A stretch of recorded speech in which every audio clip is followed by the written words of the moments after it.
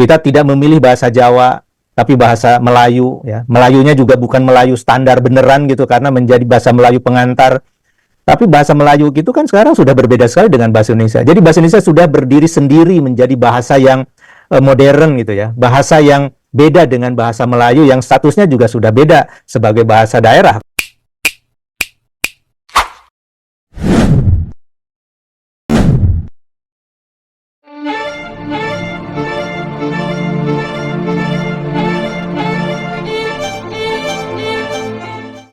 Keputusan penetapan bahasa Indonesia sebagai bahasa resmi di UNESCO memang dapat dibanggakan, karena bahasa Indonesia yang ternyata diam-diam cukup terkenal di berbagai negara di dunia.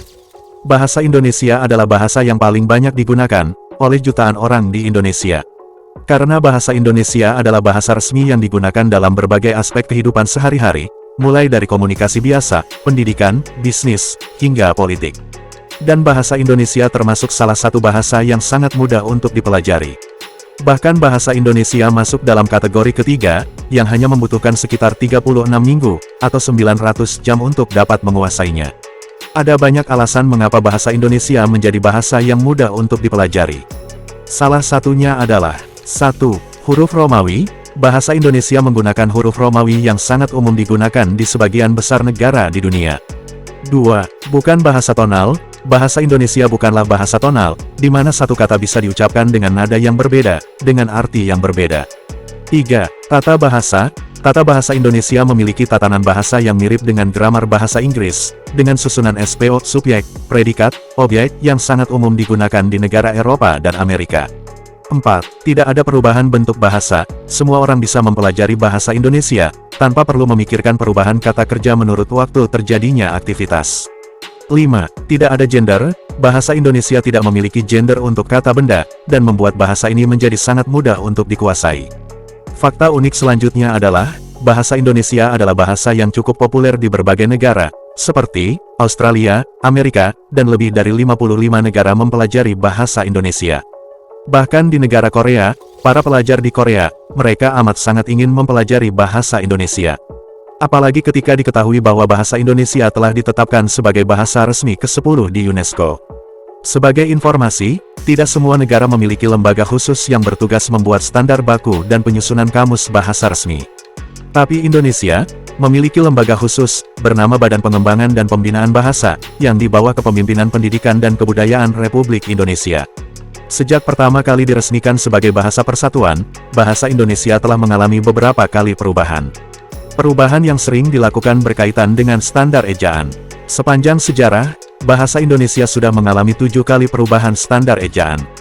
Yaitu, ejaan Van Ophusen, ejaan Suwandi atau ejaan Republik, ejaan Pembaharuan atau ejaan Prijono Katopo, ejaan Melindo, ejaan-ejaan baru, ejaan yang disempurnakan, ejaan bahasa Indonesia. Setiap ada perubahan, lembaga tersebut akan meresmikan tatanan bahasa terbaru, dalam Pedoman Umum Ejaan Bahasa Indonesia (PUEBI). Dan bahasa Indonesia banyak menyerap kosakata dari berbagai bahasa-bahasa daerah yang ada di seluruh wilayah Indonesia. Bahkan bahasa-bahasa asing dari berbagai negara pun masuk dalam penyerapan bahasa Indonesia. Seperti bahasa Arab, Sanskerta, Belanda, Inggris, Portugis, dan masih banyak bahasa-bahasa asing lainnya. Bahasa Indonesia pertama kali diresmikan sebagai bahasa pemersatu bangsa, saat pencetusan Sumpah Pemuda, tanggal 28 Oktober tahun 1928. Sejak pencetusan itu, bahasa Indonesia terus mengalami perkembangan, mulai dari tata bahasa, ejaan, kosakata, dan masih banyak yang lainnya.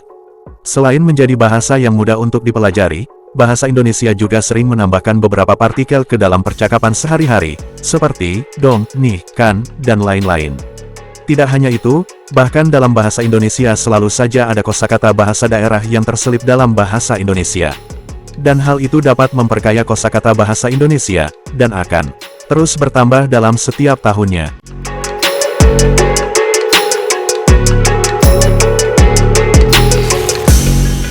Mitra kita itu adalah perguruan tinggi. Nah, perguruan tinggi ini selain mengajarkan bahasa Indonesia sebagai bahasa pengantar begitu untuk kajian-kajian komunikasi, itu juga bahasa Indonesia dijadikan alat bekal bagi mereka ketika mereka studi tentang Indonesia.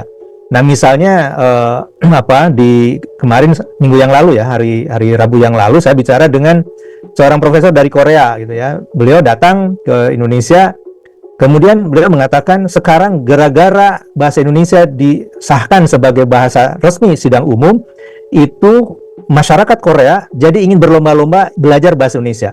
Sehingga katanya saya kewalahan ini, tidak punya ruangan lagi. Mahasiswa sudah antri, dan yang daftar untuk semester yang akan datang itu sudah banyak sekali katanya. Ini bagaimana ini saya? Nah, ini gara-gara itu saja. Mereka membuat berbagai macam promosi. Jadi mempromosikan bahasa Indonesia di kampus. Kemudian berikutnya adalah para guru ya. Guru BIPA ini sangat berperan.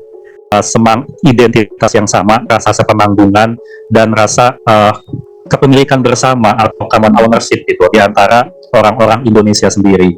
Dan ini kan ada sesuatu yang unik di Indonesia itu. Kita dijajah Belanda, tapi kita menggunakan bahasa Indonesia sebagai bahasa pemersatu. Memang ada faktor-faktor lain sih, kenapa kita tidak menggunakan bahasa Belanda. Tapi fakta bahwa bahasa Indonesia digunakan sebagai bahasa pemersatu, dan kalau dari sejarah kan nanti Pak Amin bisa jelaskan, itu sudah berlangsung sejak ratusan tahun yang lalu kan. Ketika kita masih negara kepulauan, belum ada orang asing, di mana asal-usul bahasa Indonesia ini bahasa Melayu pasar, kalau saya tidak salah baca sih, menjadi bahasa pengantar dalam proses perdagangan di pesisir. Jadi itu. Dan kalau kita lihat di negara-negara lain, saya tahu beberapa negara yang bahasa utamanya itu diambil dari bahasa suku mayoritas. Misalnya Myanmar, itu bahasanya kan Bamar. Bamar itu adalah suku mayoritas, mayoritas mutlak sih, mereka di Myanmar sekitar 70% gitu. Dan di beberapa negara lain juga ada yang bahasa resminya adalah bahasa suku mayoritas. Kita Indonesia kan tidak seperti itu. Kita tidak menggunakan bahasa Jawa, tapi menggunakan bahasa Indonesia. Yang kedua, tadi Pak Amin sudah menjelaskan jumlah penutur. Kalau di catatan kita itu saat ini kan penutur asli sendiri sekitar 275 juta. Kita pun juga ada sekitar 9 juta warga kita di luar negeri, baik itu yang masih menjadi WNI ataupun yang sudah pindah ke warganegaraan. Dan mereka pun juga tadi Pak Amin sudah sampaikan ada salah satu agen penyebaran bahasa Indonesia. Yang ketiga tentunya adalah modal diplomasi Indonesia sendiri. Indonesia itu dikenal diplomasinya sebagai diplomasi yang mengedepankan dialog, moderasi, mengedepankan persamaan. Kasarnya kita tuh nggak cari berantem gitu, nggak kita. Andai kata saya bisa buat perumpamaan di sekolah ya, Indonesia itu adalah anak baik, rajin belajar, menghormati guru, rankingnya bagus, mengerjakan PR gitu kan. Kita bukan anak yang suka melakukan perundungan lah, kira-kira seperti itu. Kalau saya bikin analoginya ke lingkungan sekolah. Jadi faktor ini yang membuat kita mudah diterima. Indonesia tuh mudah diterima. Dan kalau nanti Mbak Gita pergi ke luar negeri, saya yakin kalau Mbak Gita bilang kita ini orang Indonesia, mereka akan punya kesan positif kok tentang kita. Dan ini adalah salah satu modal dasar kita. Kalau dalam bahasa diplomasi namanya ada soft power kita. Ini yang menyebabkan ketika kita mengusulkan bahasa Indonesia di UNESCO pun tidak menjadi masalah. Perjuangan ada, tapi alhamdulillah negara-negara lain dapat menerima proposal kita. Demikian Mbak Gita. Tadi penjelasan dari Pak Ari sangat komprehensif ya. Saya menambahkan bahwa bahasa Indonesia ini sebagai bahasa Indonesia, sebagai bahasa nasional untuk negara dengan penduduk 270 jutaan. Ini adalah power yang kuat yang pasti setiap, paling tidak dari pengalaman pribadi, setiap saya menyampaikan itu selalu orang kagum gitu ya. Oh, betapa powerfulnya bahasa Indonesia menyatukan orang yang tinggal di jauh di pulau-pulau terpencil. Bahasa Indonesia tetap dipakai sebagai bahasa sehari-hari, bahasa komunikasi yang menghubungkan ya, sebagai lingua francanya. Nah, ini telah menjadi sebuah unsur penting yang berkontribusi terhadap pengakuan bahasa Indonesia sebagai sebuah bangsa. Nah, kemudian selain itu bahasa Indonesia menjadi bahasa kerja di Republik Indonesia, digunakan untuk komunikasi termasuk dalam pendidikan, akademik, pemerintahan, bisnis, budaya, dan komunikasi sehari-hari di seluruh negeri. Dan selain itu, saat ini dengan jumlah penduduk 270 juta lebih jiwa, penduduk terpadat keempat di dunia, bahasa Indonesia digunakan oleh sekitar 3,3% populasi penduduk dunia. Karena memang jumlah penduduk kita yang cukup besar. Nah, ini semua menjadi faktor penting. Kenapa bahasa Indonesia perlu dilirik begitu ya oleh lembaga dunia seperti UNESCO dan kemudian tentunya oleh bangsa-bangsa di dunia. Pak Amin, apakah ada tambahan poin-poin yang lebih penting? Silakan, Pak. Ya, ketika saya sampaikan proposal ini ya kepada UNESCO waktu itu, ada satu diskusi dengan kawan-kawan di Kemenlu, yaitu ketika kita bicara bagaimana kontribusi Indonesia dalam perdamaian dunia, bagaimana kontribusi Indonesia dalam pengembangan multikulturalisme gitu. Nah, ini adalah poin-poin yang kita angkat di dalam proposal kita. Dan itu menjadi penekanan ketika saya diminta menjelaskan apa sih maksudnya bahasa Indonesia mau dijadikan bahasa sidang umum UNESCO ini karena apa gitu. Nah, saya jelaskan ya, selain sejarah bahasa Indonesia yang unik seperti tadi disampaikan oleh Pak Ari ya, kita tidak memilih bahasa Jawa tapi bahasa Melayu ya. Melayunya juga bukan Melayu standar beneran gitu karena menjadi bahasa Melayu pengantar. Tapi bahasa Melayu gitu kan sekarang sudah berbeda sekali dengan bahasa Indonesia. Jadi bahasa Indonesia sudah berdiri sendiri menjadi bahasa yang modern gitu ya. Bahasa yang beda dengan bahasa Melayu yang statusnya juga sudah beda sebagai bahasa daerah kalau bahasa Melayu di kita gitu. Nah, tidak semua bangsa punya pernyataan dalam konstitusinya yang menyatakan bahasa negaranya itu apa. Tapi bahasa Indonesia dalam pasal 36 dinyatakan sebagai bahasa negara. Nah, ini seperti Amerika saja gitu kan, tidak menyatakan bahasa Inggris sebagai bahasa negara. Nah, bahasa Indonesia menyatakan itu adalah negara yang sangat menakjubkan. Kemudian ada Undang-Undang 24 2009, ada peraturan pemerintah. Ini kita bahas semua, bagaimana posisi bahasa Indonesia di kita. Nah, lalu kita kaitkan bagaimana Indonesia sudah berkontribusi sejak menjadi anggota UNESCO ya. Itu sekitar di awal-awal tahun pendirian UNESCO kan Indonesia sudah menjadi anggota gitu. Nah, bagaimana kontribusi Indonesia? Nah, ini di dalam mewujudkan kerukunan gitu ya. Seperti tadi oleh Pak Ari dikatakan soft power diplomasinya jalan gitu Indonesia ini gitu. Nah, karena tadi menjadi anak baik yang tidak suka bikin repot orang lain gitu ya.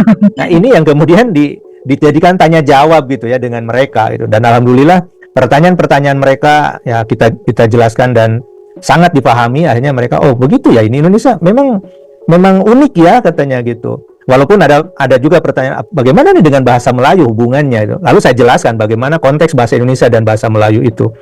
Dan yang menurut saya juga penting untuk diingat ya, di dalam resolusi UNESCO itu, resolusi nomor 42C itu disebutkan bahasa Indonesia ya, recognition of bahasa Indonesia, bukan Indonesian language, tapi bahasa Indonesia. Ini untuk menegaskan bahwa bahasa Indonesia itu adalah nama dari bahasa ini, begitu ya.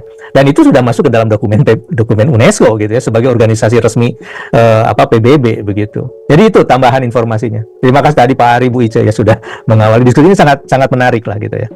Iya Bapak, kita harus komplit ya Pak penyebutannya bahasa Indonesia, jangan sebut bahasa aja karena mungkin beberapa pihak masih ada yang bilang do you speak bahasa gitu kan. Kita harus mulai saat ini pokoknya bahasa Indonesia. Betul. Itu yang benar kan itu menurut Undang-Undang Dasar, menurut undang-undang, dan sekarang dikukuhkan di UNESCO gitu ya. Jadi ketika saya ditanya apakah nama bahasa Indonesia ini bahasa Indonesia atau Indonesian, saya katakan no, bahasa Indonesia. Saya kekeh di situ ya, kekeh bahasa Indonesia. Akhirnya tercantum di situ bahasa Indonesia begitu. Setuju Bapak, luar biasa.